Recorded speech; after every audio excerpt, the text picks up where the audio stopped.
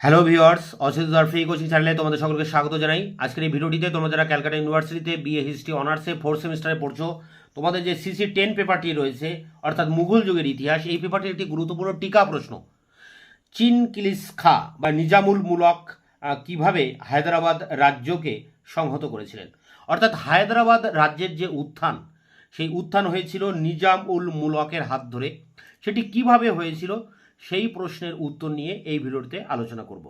দেখুন, চিনকিলিস খা বা নিজাম উল মুলক ছিলেন মুঘল সম্রাটের একজন উজির, কিন্তু তিনি মুঘল সম্রাটের উপর বীতশ্রদ্ধ হয়ে দিল্লির রাজধানী ছেড়ে তিনি দক্ষিণ ভারতে হায়দ্রাবাদে আসেন এবং একটি স্বাধীন আঞ্চলিক রাজ্যের প্রতিষ্ঠা করেন, যার নাম হচ্ছে হায়দ্রাবাদ।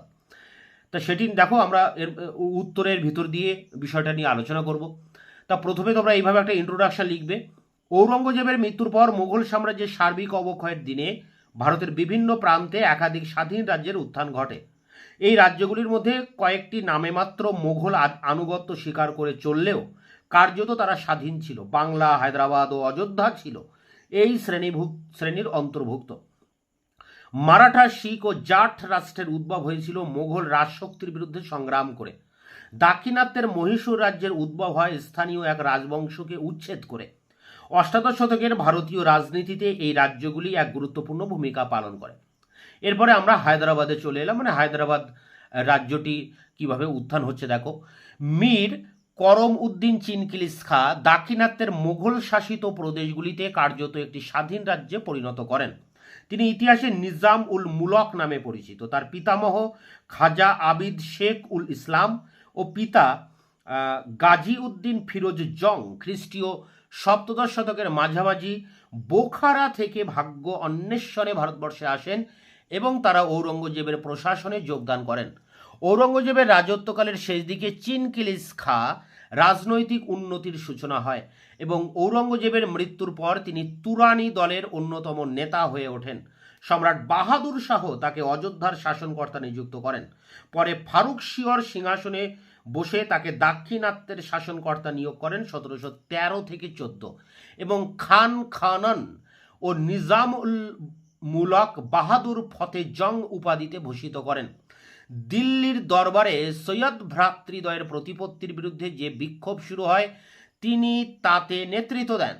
সৈয়দ ভ্রাতৃদ্বয়ের পতনের পর 1720 খ্রিস্টাব্দে সম্রাট মোহাম্মদ শাহ কৃতজ্ঞতা স্বরূপ তাকে পুনরায় দাক্ষিণাত্যের শাসনকর্তা নিযুক্ত করেন 1720 থেকে 22। 1722 খ্রিস্টাব্দে উজিরের পদ শূন্য হলে মোহাম্মদ শাহ তাকে উজির নিযুক্ত করেন এবং 1724 খ্রিস্টাব্দ পর্যন্ত তিনি ওই পদে বহাল ছিলেন। এই সময় তিনি দাক্ষিণাত্যের শাসনকর্তার পদও বজায় রাখেন এবং তিনি নিজ প্রতিনিধি মারফত দাক্ষিণাত্য শাসন করতেন। উজির পদে আসীন হয়ে তিনি কয়েকটি সংস্কারের কর্মসূচি গ্রহণ করেন, কিন্তু স্বয়ং সম্রাটের বিরোধিতা ও অন্যান্য দুর্নীতিগ্রস্ত আমির ওমরাহদের ষড়যন্ত্রের ফলে তার সকল চেষ্টা ব্যর্থ হয়। এতে বিরক্ত হয়ে 1724 খ্রিস্টাব্দে তিনি পদত্যাগ করে দাক্ষিণাত্যে ফিরে যান এবং সেখানেই নিজের ভাগ্য গড়ে তুলতে প্রয়াসী হন। তাহলে এখানে বোঝা যাচ্ছে তিনি উত্তর ভারতের রাজনীতিতে ভালোই সক্রিয় ছিলেন, কিন্তু তিনি শেষ পর্যন্ত আমির ওমরাহদের ষড়যন্ত্রের ফলে বীতশ্রদ্ধ হয়ে দক্ষিণ ভারতে চলে যান এবং হায়দ্রাবাদ রাজ্য প্রতিষ্ঠা করেন। এর পরের প্যারায় দেখো, নিজামের এই আচরণে তার শত্রুরা সম্রাট মোহাম্মদ শাহকে বোঝায় যে নিজাম বিদ্রোহ ঘোষণা করেছেন। এর ফলে সম্রাটের নির্দেশে হায়দ্রাবাদের সহকারী শাসনকর্তা মুবারিজ খা তার বিরুদ্ধে যুদ্ধযাত্রা করেন। 1724 খ্রিস্টাব্দে শকরখেদার যুদ্ধে মুঘল বাহিনী ধ্বংস হয় এবং মুবারিজ খা নিহত হন। মোহাম্মদ শাহ সন্ধি স্থাপন করে তাকে দাক্ষিণাত্যের শাসনকর্তা বলে মেনে নেন এবং তাকে আসফ জা উপাধি দেন। ঐতিহাসিক আরভিন লেখেন যে এই সময় থেকেই স্বাধীন হায়দ্রাবাদ রাজ্যের ভিত্তি প্রতিষ্ঠিত হয় এবং তিনি কার্যত স্বাধীনভাবেই রাজত্ব করতে থাকেন, যদিও তিনি কখনোই প্রকাশ্যে স্বাধীনতা ঘোষণা করেননি। দাক্ষিণাত্যে মারাঠা শক্তি প্রবল হয়ে উঠলে তার সঙ্গে মারাঠাদের সংঘর্ষ বাধে। এ সত্ত্বেও দাক্ষিণাত্যের 6টি মুঘল সুবার ওপর তার কর্তৃত্ব অক্ষুণ্ণ ছিল। নাদির শাহের ভারত আক্রমণকালে মোহাম্মদ শাহের আহ্বানে তিনি নাদির শাহের বিরুদ্ধে যুদ্ধে যোগ দেন এবং যুদ্ধের পর শান্তি স্থাপনেও তার ভূমিকা ছিল গুরুত্বপূর্ণ। এরপরে দেখো পরের প্যারা, সুশাসক ছিলেন তিনি। শাসক হিসেবেও তার ভূমিকা খুবই গুরুত্বপূর্ণ ছিল।